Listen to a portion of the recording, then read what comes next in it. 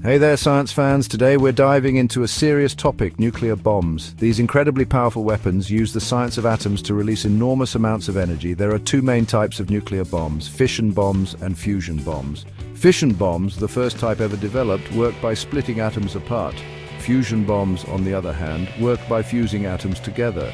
Both processes release tremendous amounts of energy, but fusion bombs are significantly more powerful. The science behind these weapons is fascinating, but their potential for destruction is terrifying.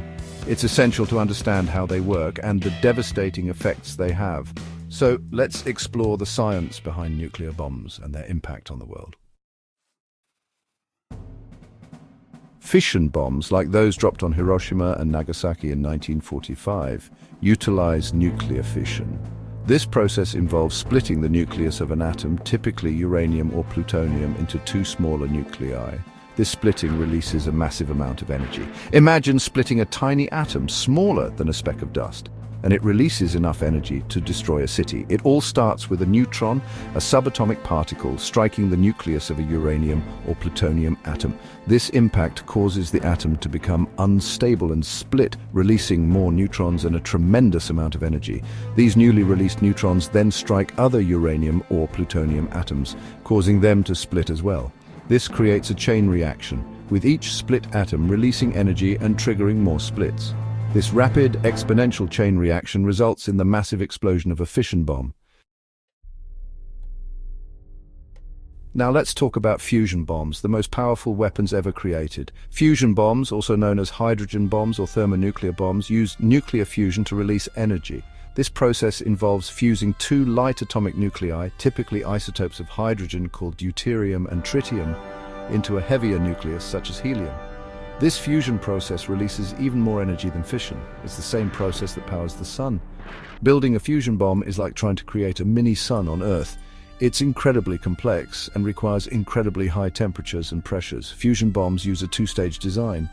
The first stage is a fission bomb that creates the extreme heat and pressure needed to ignite the second stage.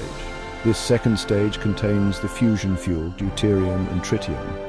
The heat and pressure from the fission explosion compress and heat the fusion fuel, causing the nuclei to overcome their natural repulsion and fuse together. This releases an immense amount of energy, resulting in a much larger explosion than a fission bomb.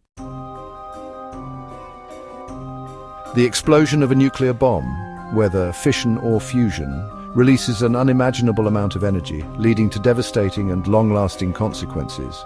The initial explosion creates a blinding flash of light and a massive fireball that vaporizes everything in its immediate vicinity. A shockwave travels outward from the explosion at supersonic speeds, flattening buildings and causing widespread destruction. The intense heat from the blast ignites fires that rage for miles, engulfing everything in their path. Nuclear explosions also release invisible but deadly radiation. This radiation can cause severe burns, radiation sickness, and long-term health problems, including cancer.